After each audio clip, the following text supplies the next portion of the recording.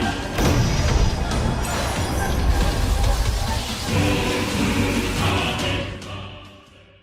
This video is the second part of Chapter 8 of Dragon Ball Hakai, the second half telling the 8th chapter of the story. After Pikan helps him sense Frieza's ki, Vegeta teleports with the Celestial Guardian, Planet's Quinn. Vegeta and Pikan appear at the center of the quintet planets. Vegeta doesn't understand why they're there. They should have gone straight to where Frieza is. Pikan explains that Frieza is probably on a spaceship, and if they fight inside a ship, they would destroy the ship and Janemba's cocoon could be harmed. Frieza's ship will pass by the planet soon, and considering the ship's path, the location was the most appropriate for a possible battle. Vegeta gets very angry about this. Did Pikan manipulate his senses to guide them somewhere else? He didn't like it, but Pikan tries to calm him down, justifying that if Janemba woke up in an aggressive way, Vegeta would understand his reasons. Vegeta says that since they have some time before Frieza arrives, this would be the perfect opportunity for Pikan to explain to him what's going on. It's okay for Pikan to explain. Besides, this universe will be one of the main focuses of the Celestial Mages, and Vegeta will certainly be included in all this mess. It's fair that he understands what's going on. Meanwhile, in Universe 8, Liquor is apparently succeeding in his mission. He carries the cocoon of the primordial beast that was in his universe. As he carries the cocoon, Liquor in his thoughts says that it was difficult to convince those guardian pups to let him bring it. But it's not like they had a choice. After all, they couldn't oppose the god of destruction. These guardian pups Liquor refers to are probably apprentices and are the trio of demons that faced Cooler and his men. If that's the case, in fact, they could never oppose a god of destruction. When Liquor finally lands on his planet, someone calls him, complaining that he took too long. Liquor immediately looks at some trees and orders that person to leave. The person jumps out of the trees. Looking at this person, Liquor in thought notes that even without emanating energy, he can feel that she is someone extremely dangerous. The destroyer orders the invaders to present herself at once. She refers to him as the one who is known as one of the most intelligent and studious among the gods of this generation. So even though she's different now, can't he recognize the great war queen goddess of the realm of Zarat? After she says that, Liquor finally recognizes her. She is Tyra, the great mage warrior. She's part of the group called the 5 Great Celestial Mages. The mage congratulates the destroyer. He's right,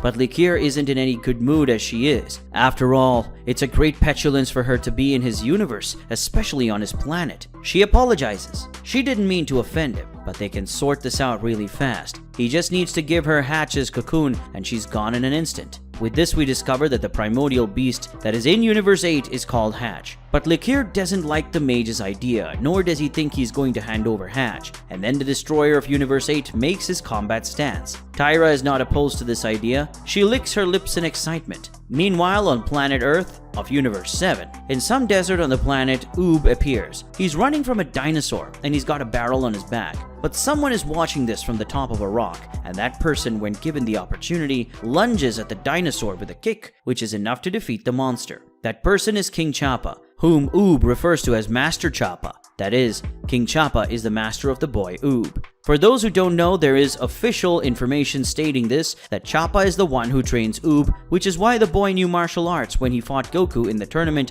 at the end of Dragon Ball Z. Anyway, Chappa scolds Oob. He could easily run away from that creature if he hadn't been carrying that bottle of water. He shouldn't take unnecessary risks. Oob justifies that he wanted to bring some water to his people. He wanted to be able to relieve them. But Chappa, while patting his disciple's head, says that he understands Oob's reason, but he is very strong and will surely be the one who will bring prosperity to his people in the future. That's why Chappa is training him. But their conversation is interrupted when another creature appears. This time, even Chappa is startled by the creature's size. Is it the other's mother? The great dinosaur roars, and the roar of the beast is fierce. But Oob, in a moment of fear, reaches out at the creature, and then he accidentally releases a huge wave of energy that simply rips the monster into pieces. Oob himself is very frightened by what he has done, looking down at his hands in amazement. But Chappa doesn't share the boy's surprise. He knew that Oob was very special, and he was an extremely kind and gentle heart, much like someone he faced many years ago. This person Chappa refers to as Goku,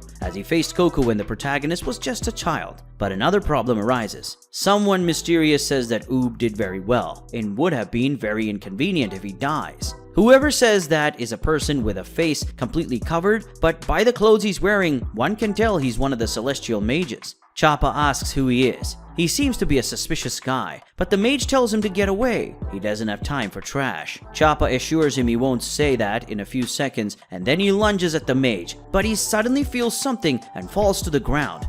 Bored, the mage says that he couldn't even get close. If he had boosted his energy even a little, the earthling would have been torn to pieces. Oob screams desperately for his master as he runs towards him, but is startled when the mage rushes in front of him with incredible speed. The mage extends his hand to capture Oob, saying that the boy will go with him. But to everyone's surprise, a hand grabs the intruder's wrist. Beerus appears. The mage smiles. He was very skilled at getting so close without being noticed. Beerus the Destroyer, the god of destruction, with a serious expression tells him not to get too excited. Now the invader will have to deal with him directly. Meanwhile, on the planet Quinn, Pikan has just explained to Vegeta the whole situation. Vegeta now understands what's going on, but asks why they don't use the Super Dragon Balls to solve this whole situation, as these orbs can grant literally any wish. Pikan says it would be great to have that option, but the Super Dragon Balls were destroyed. Now neither the Super Dragon Balls nor any other Dragon Balls can be used, as the smaller orbs were connected to the larger orbs. Vegeta is very worried about that information.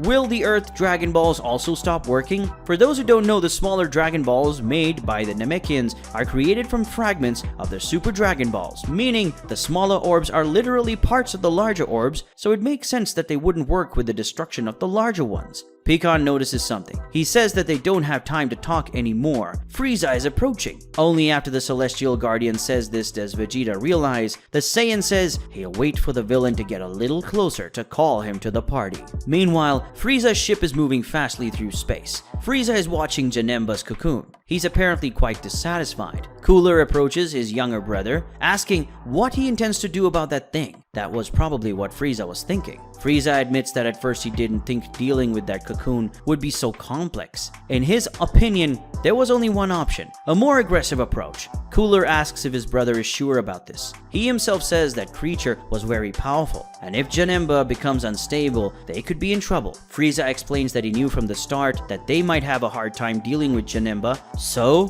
Kikono all this time had been working on a special super tech collar far more powerful than the one used to keep Brawly in check. Cooler says he won't be cowed either way. If the only way to free Janemba is the hard way, so be it. They just need to find a suitable place to do this. Suddenly, the ship shudders. Frieza, surprised, asks what's happened. Kikono, fiddling with the ship's computer, informs Frieza that a shot was fired near them and that he's going to look for where it came from. Kikono quickly finds the source of the shot and shows it to Frieza through a hologram. Frieza recognizes Vegeta but wonders who that person is with him. Cooler recognizes that name and asks if this guy Vegeta isn't one of the Saiyans Frieza said had surpassed him, and also the last member of the Saiyans' royal bloodline. Frieza confirms and says he's probably there to stop his plans. Cooler gets angry and says this is their opportunity to eliminate that worm. Frieza, equally angry, agrees. He asks Kikono where Vegeta is. Kikono says he's on a quintet of planets called Planets Quinn, not far from there. Frieza says they're going to fly and asks Kikono to keep his distance, but for him to approach the ship discreetly in case they need any assistance. After giving these instructions to Kikono, Frieza looks at Linzur, who notices the Emperor's signal. Cooler and Frieza fly to the planet's Quinn. As soon as he sees them land, Vegeta recognizes that person accompanying Frieza as someone of the same race as him and Cold. Frieza greets Vegeta with a fake smile, saying it is a displeasure to see him again. He also asks what the Saiyan Prince wants with him. The answer comes from Pikan, who demands that Frieza deliver Janemba to them immediately. He do this in name of the Celestial Guardians, and if Frieza doesn't do as he orders, Pikan will have to use force. But Frieza is not intimidated.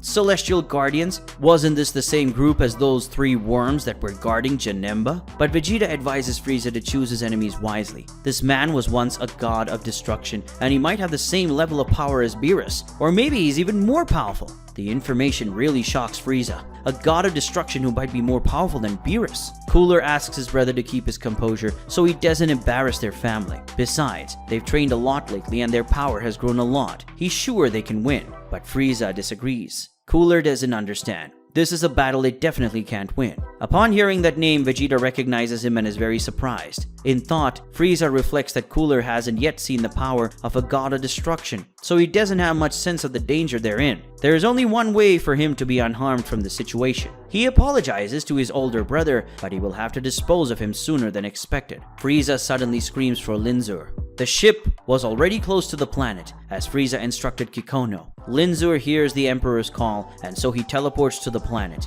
Touching Frieza, he takes the Emperor back to the ship, leaving everyone shocked, especially Cooler. Frieza orders Kikono to get them out of there immediately, and he hastens to obey. The ship leaves at great speed, and Cooler, seeing that he has been betrayed, curses his brother. Pikan, addressing to Vegeta, says that the important thing is Janemba's cocoon. They must follow Frieza and leave Cooler behind. But Vegeta refuses. He will stay and face Cooler. Pikan has apparently already learned Frieza's ki and seems to have a great sense. He might as well go after the fugitive. Vegeta says that no matter what, Pikan must not intervene in this fight or he will not forgive him. Pikan says that Saiyans are all the same and he knows someone like him. Here he's probably talking about that Saiyan we saw in the last chapter. Pikan says he will go after Frieza, but even if he returns before the fight is over, he won't interfere in the combat is a promise. Cooler looks at Pikan leaving, but Vegeta calls out to him, and the two face each other. Vegeta says that Cooler will have to deal with him. Vegeta and Cooler are about to start an intense battle. Which one will be the victor? Will Pikan reach Frieza and get Janemba's cocoon? Will Beerus be able to deal with the Celestial Mage on planet Earth and protect Oob? Will Licker be able to handle Tyra and keep Hatch's cocoon? What about Goku? Will he find the primordial beast of his universe along with the Supreme Kais? Find out on the next chapter of Dragon Ball Hakai.